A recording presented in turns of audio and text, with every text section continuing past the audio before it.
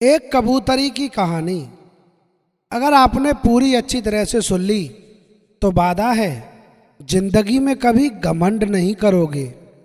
अहंकार आपके आसपास भी नहीं आएगा। एक कबूतरी की ये कहानी ध्यान पूर्वक श्रवण करें। आशा ही नहीं बल्कि पूर्ण भरोसा है जिंदगी में कभी अहंकार नहीं करोगे। जी हाँ साथियों, घमंड आपके आसपास भी नहीं झाकेगा। चाहे कितने भी बड़े आदमी बन जाओ, जीवन में अहंकार आपके पास नहीं आएगा। समय न बिताते हुए कहानी शुरू करते हैं। नमस्कार मित्रों, ज्ञान का भंडार यूट्यूब चैनल में आपका हार्दिक स्वागत है।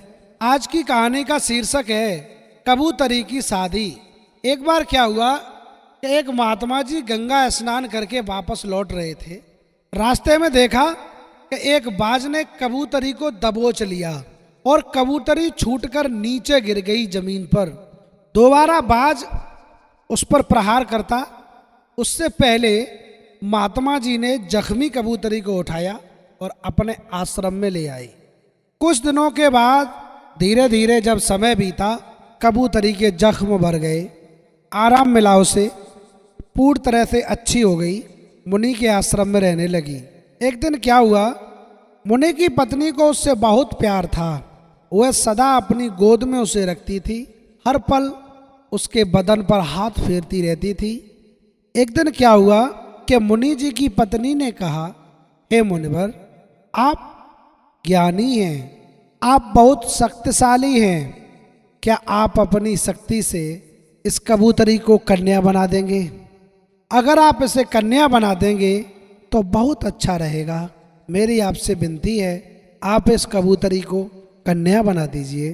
पत्नी की बात मान ली। महात्मा जी ने अपनी शक्ति से कबूतरी को सुंदर लड़की बना दिया, बहुत सुंदर लड़की बना दिया। और मुनि अपनी बेटी की भांति उससे प्यार करने लगे, पालन पोषण करने लगे। धीरे धीरे इसी तरह समय बीतता रहा। लड़की जवान हो गई।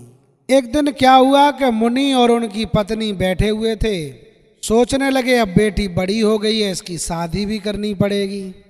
और शादी किससे करें? पत्नी कहने लगी, एक काम करो, एक सुंदर सा वर ढूंढो और अपनी बेटी की शादी कर दो। महात्मा जी कहने लगे, अपनी बेटी की शादी अगर हम सूर्य से कर दें तो कैसी रहेगी? सूर्य से सुंदर कहाँ वर मिलेगा? सूर्य देव के लिए शादी कर देते हैं। पत्नी कहने लगी, बात तो ठीक है, लेकिन एक बार कन्या से भी पूछ लो, क्या वह सूर्य से शादी करने के लिए राजी है या नहीं? मुनि कहने लगे, ये तो बात ठीक है, जरूर पूछना चाहिए। मुनि ने उसी समय अपनी कन्या को बुलाया, कहा, बेटी, यदि हम तुम्हारा विवाह सूर्य से कर दें तो कैसा रहेगा? बेटी कहने लगी, नहीं पिताजी, उसके पास जाने से पहले तो प्राणी जल जाता है, और भला मेरी शादी सूर्य से करोगे, मेरा क्या हाल होगा? महात्मा जी कहने लगे, तो फिर बादल से आपकी शादी कर देते हैं, जो सूर्य को भी ढक देता है, बहुत विशाल है। दोनों हाथ जोड़े, बोले, पिताजी एकदम काले हैं, शादी कर लेते, कोई बात नहीं है। एकदम काले होते हैं बादल, उनसे शादी करना मुझे तो उचित नहीं लग रहा। महात्मा जी कहने लगे, तो एक काम करें, पवन देव से तुम्हारी शादी कर देते हैं, बहुत शक्तिशाली होते हैं। बेटी ने कहा, नहीं पिताजी, पवन देव बलवान तो हैं परंतु चंचल स्वभाव के हैं। तो फिर एक काम करते हैं, पर्वत से तुम्हारी शादी कर देते हैं, उनसे कोई बड़ा नहीं है।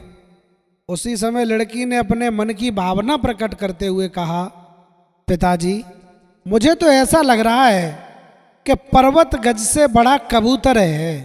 क्या? हाँ। कैसे?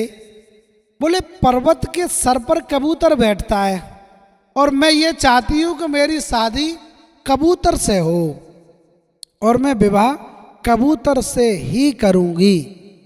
मुनि समझ गए कि प्राणी कुछ भी बन जाए लेकिन अपनी जाति नहीं भूलता। क्रोध में आ गए, उन्होंने लड़की को फिर से कबूतरी बना दिया और एक कबूतर के साथ विवाह करके दोनों अपने आश्रम में ही रख लिए। कहा, तुम दोनों जाओ ना, यहीं रहो। जी हाँ साथियों, उम्मीद करेंगे कि ये कहानी आपके जीवन में बदलाव लाएगी। और हमारा एक अनुरोध है कि कृपया चैनल को सब्सक्राइब ज़रूर कर लें और वीडियो को लाइक करें, अपनी कमेंट दें और हमें बताएं आप कैसी कहानी सुनना चाहते हैं, कैसी कहानी सुनना पसंद करते हैं। हम आपकी खिदमत में पेश करेंगे। धन्यवाद।